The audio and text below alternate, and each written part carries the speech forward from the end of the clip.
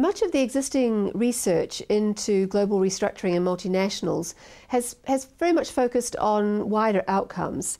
Claire, what surprised you about the lack of attention that actually has been paid to those managers going through this kind of restructuring?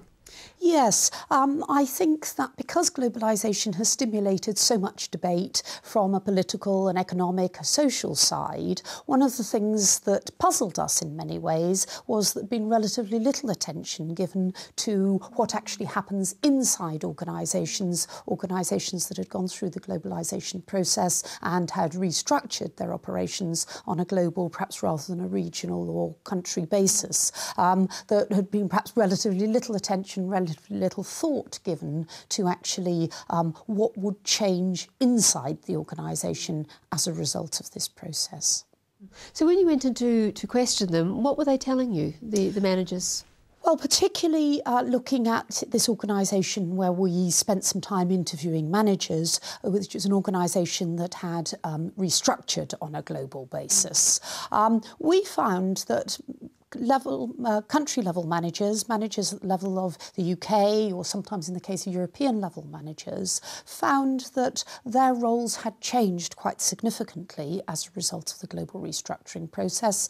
And for many of them, it had been a negative experience in the sense that they found that their roles had diminished, their roles had changed in a way where they had less discretion, less opportunity to influence decisions that were being made about products in the UK and in Europe. And that obviously had sort of an emotional issue to it as well. Can you describe sort of what they were feeling about that? Yeah, very much so. In this organisation, many of the managers had very long service records. They had, strong levels of attachment to their company. And I think that there was often a considerable level of frustration of people not being able to make decisions at the rate at which they previously had done so, but also feeling, disenfranchised from their organisation, people who'd spent their careers building a career, working in an organisation, and now feeling that they were being disempowered and in some senses de-skilled in their managerial role, which generated fairly negative feelings amongst many of the managers in this company.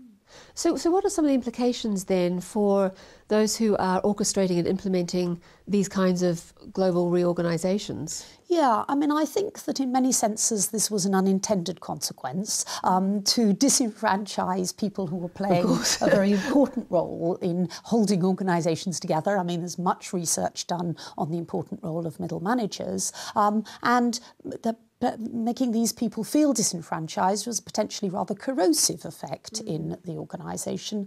I think that this is something that, attention needs to be paid to in terms of looking at what the consequences of this might be, and particularly perhaps also about how the roles of these people might change. There was perhaps considerable expertise that these people held, but that wasn't being taken into account in the new structure. So it could be perhaps bringing people into a centre of excellence model, or having them taking on an advisory role, perhaps at corporate head office, might be something which would have been useful in terms of utilising the skills and experience they'd built up over a long period of time, but also preventing this corrosive effect and potentially losing valued managers from the organisation as a result of this process. So some very practical suggestions to think ahead of before the restructuring happens. Yeah, I think so. I think certainly in the case of this company, this was an outcome which came about through the process that nobody really had thought about in advance or made any planning, put any plans in place in order to deal with these reactions, these emotions from these people who were previously thought of as being very valuable individuals.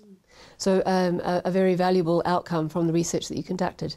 Yeah, I think so, and particularly given this hasn't been something which has been explored very much in previous studies, I think it's really sort of putting a new light on some of the ways in which companies need to think about globalisation and global restructuring. Great, thank you.